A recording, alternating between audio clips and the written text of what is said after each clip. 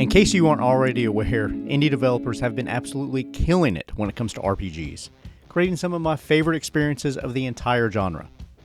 They are generally far more condensed and also typically much shorter in length compared to the larger titles, allowing you to complete your adventure in short stints, picking it up for an hour or so and moving on. Which is great because if you're anything like me, and if you are, for that I am very truly sorry. I just don't have 50 plus hours to sink into an experience, regardless of how incredible that experience may or may not be. So with that said, I have whittled my recommendations down to just 5 games that I feel are an absolute must in your collection. So sit back, wrangle up your favorite house cat, and let's go over 5 indie RPGs that you should definitely play. This is Scronce. At number 5, we have the Radical Fish 2018 action RPG Crosscode. An excellent love letter to the 16-bit classics such as Secret of Mana, Illusion of Gaia, and Zelda. This game features some incredible puzzles, fast-paced and fluid combat, amazing boss fights that will keep you fully engaged as you discover their patterns and the correct way to beat them, as well as some truly beautiful pixel art environments and backdrops. You start off your adventure as an opening that acts as a fairly extensive tutorial, as you learn about the lead character, or avatar, Leah. Having lost her memory, you are placed into the game of Crossworld, which is essentially an MMO. Being a game that you are familiar with, the hope is that by playing through, you'll recover your memory. All good and well until you realize that you have lost the ability to speak.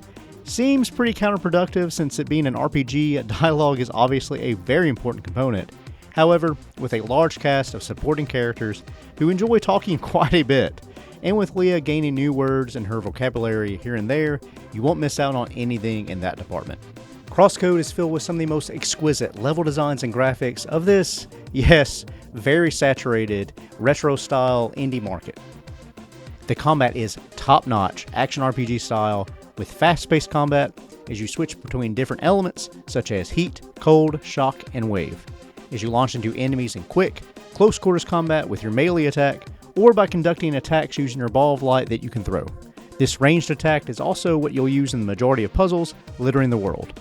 While engaged in combat, you'll notice a letter ranking system in the top right of your screen.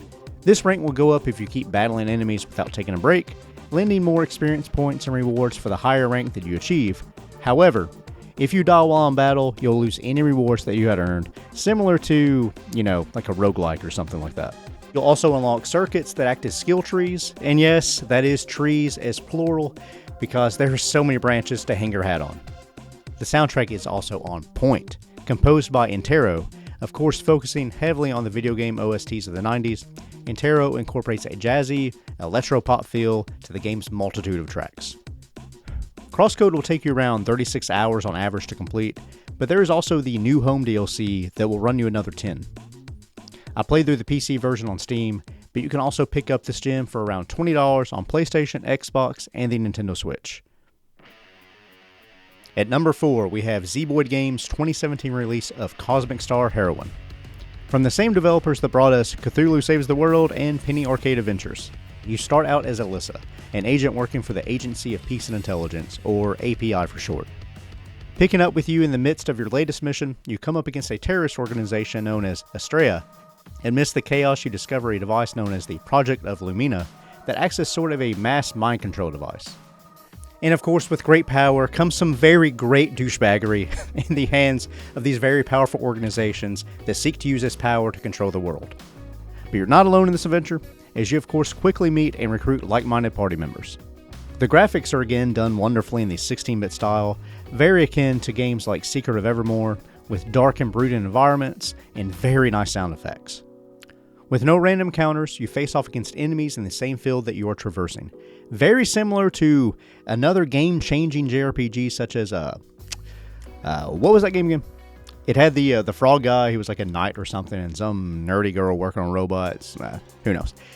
Anyways, the gameplay is fantastic, with each of your characters allowed up to 7 abilities, and after an ability is used, such as a powerful attack or a healing spell, it cannot be used again. That is until you select the rest option, where a character defends and rests for their turn. And on the next turn, the character has access to all their abilities again. I really enjoy this aspect, forcing you to come up with a little more strategy, other than just spamming powerful attacks and buffs for each character, and I thought that it was a really clever use of the battle system. You don't have to worry about grinding in this game, with the enemies not respawning after you defeat them, and the difficulty scaling appropriately. But if the game does ever seem a little too difficult or too easy for you, you can also adjust the difficulty in these settings as well. Which is a nice touch, especially those who may be new to RPGs, or just wanting to chill out for a while without breath of fire levels of difficulty and frustration.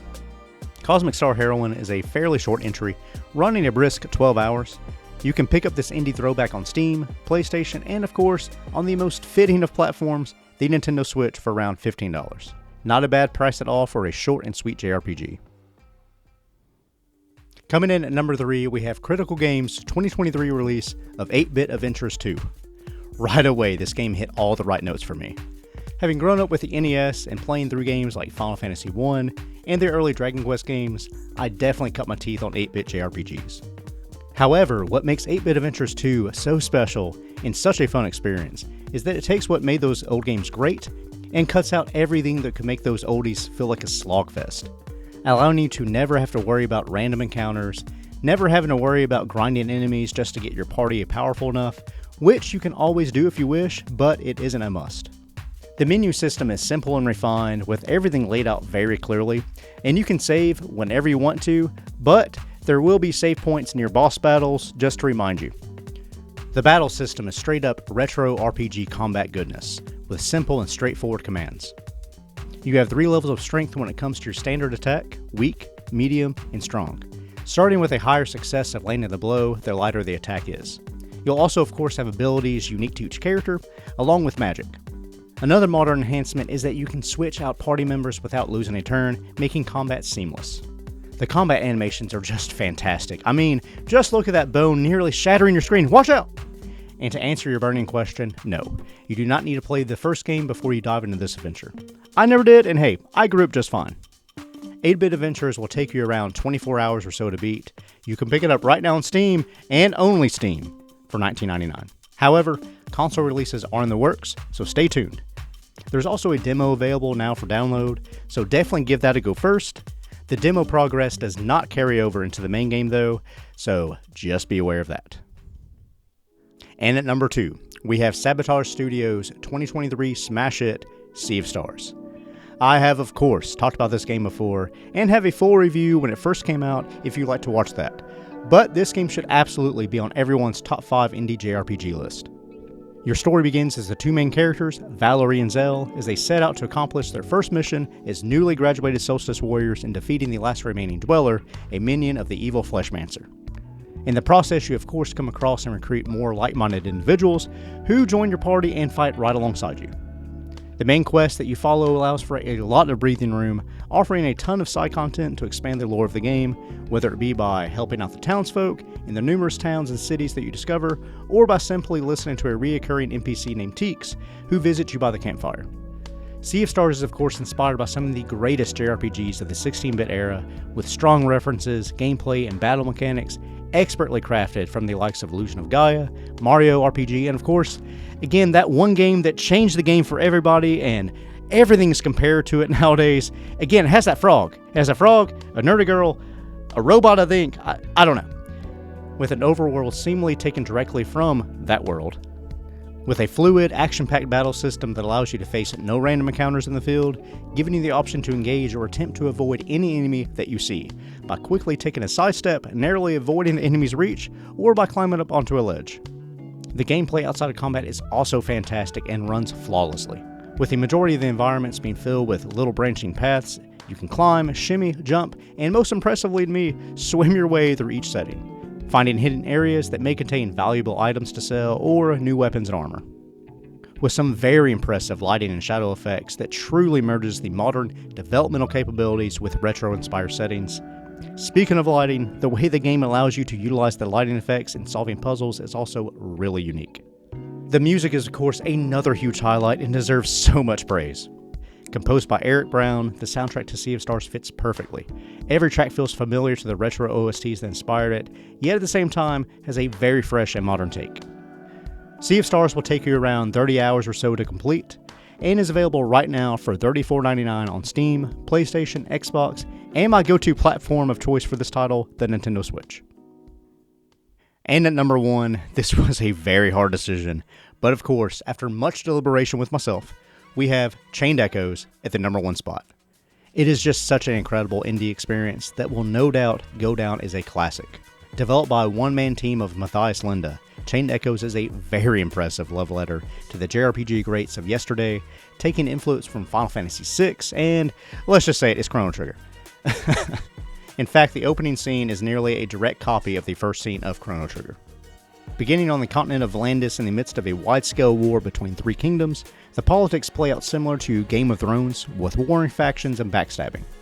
The gameplay is that tried-and-true turn-based combat. However, this is one of the ways that Chained Echoes does differ from its peers and the greats that it is based upon.